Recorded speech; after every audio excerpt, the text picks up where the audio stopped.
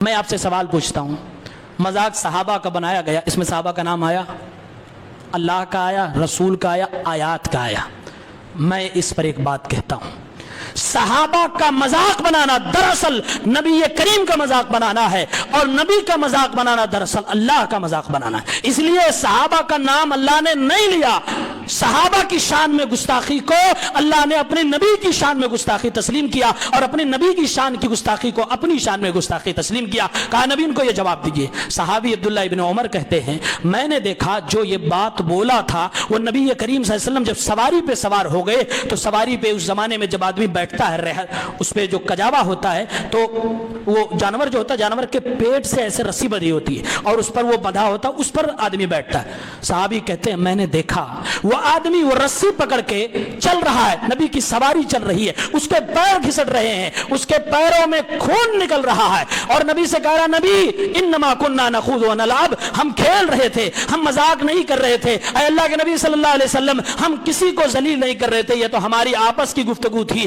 اے اللہ کے نبی معاف فرما دیے۔ میرے نبی بار بار کہتے تھے اب اللہ و آیاتہ و رسولہ کنتم تستہزئون، وہی اللہ نے جو کہا تھا نبی وہی دہرا رہے ہیں کہ اللہ تمہیں ملا تھا مذاق کرنے کے لیے، رسول ملے تھے، اللہ کی آیتیں ملی تھی، صحابہ اللہ کی آیتوں میں سے ایک آیت ہے سروئے زمین پر، وہ نشانی ہے رب العالمین کی نشانیوں میں سے، کیونکہ اللہ تعالیٰ نے جیسے نبی کو چھان پھٹک کے نبی بنایا تھا ویسے نبی کے ساتھیوں کو بھی چھان پھٹک کے ساتھی بنایا تھا، اس لیے اللہ تعالیٰ نے اتنی سخت تاکید کی۔ وہ آدمی چل رہا ہے، اس کے پیر سے خون نکل رہے، میرے نبی ذرہ برابر رحم نہیں کھا رہے، جبکہ ہے رحمت للعالمین، کیونکہ جرم بڑا سنگین ہے۔ اللہ کے نبی فرما رہے لا تعتذروا، اب معذرت کرنے سے کوئی فائدہ نہیں، قد کفرتم بعد ایمانکم، تم نے جو زبان سے کلمہ پڑھا تھا تم اس کلمے کو مٹا چکے ہو، تم کافر ہو چکے ہو، تم نے کفر کر دیا اپنے ایمان کے بعد۔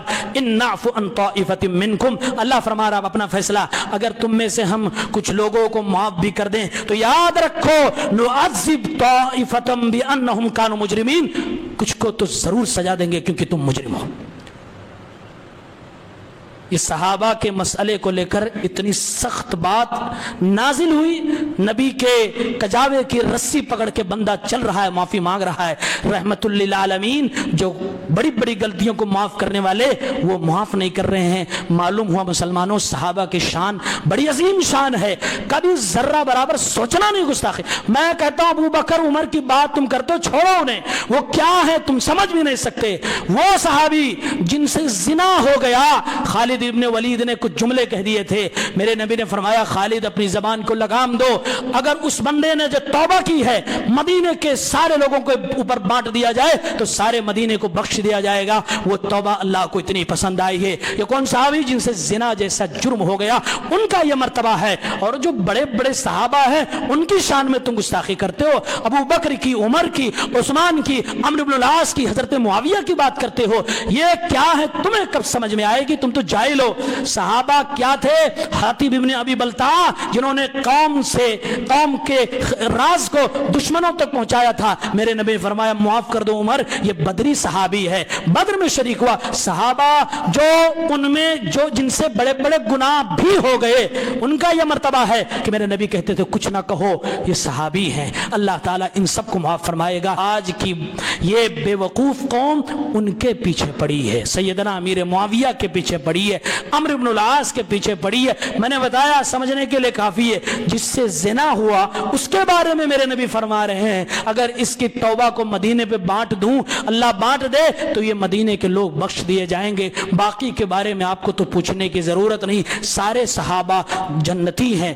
کچھ کو اللہ کے نبی نے بائی نیم کہا، آج ایک شوشہ چھوڑا جاتا ہے اور ہمیں اور آپ کو گمراہ کیا جاتا ہے۔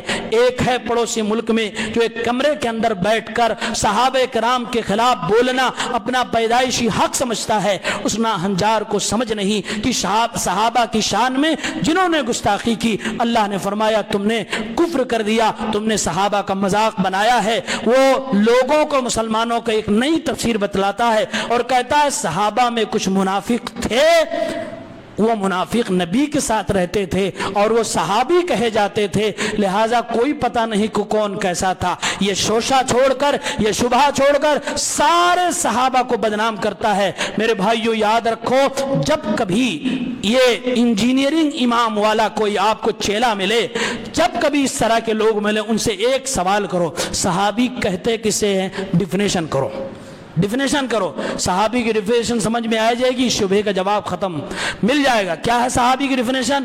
جس نے نبی سے ملاقات کی ہو ایمان کی حالت میں اور اس کا انتقال ایمان کی حالت میں ہو۔ تم کہتے ہو نبی کے ساتھ میں کچھ صحابہ میں منافق بھی رہتے تھے، ہم نے کیا کہا؟ جو نبی کی ملاقات جس کو ملی ہو ایمان کی حالت، ایمان کی حالت میں اس کی وفات ہوئی ہو، معلوم یہ ہوا جو منافق ہے اس کو صحابی کہتے ہی نہیں ہیں، اور جو صحابی ہے وہ منافق ہو ہی نہیں سکتا۔ اس کے لیے جو قسم کھانے کو بولو وہ قسم اٹھانے کو تیار ہے۔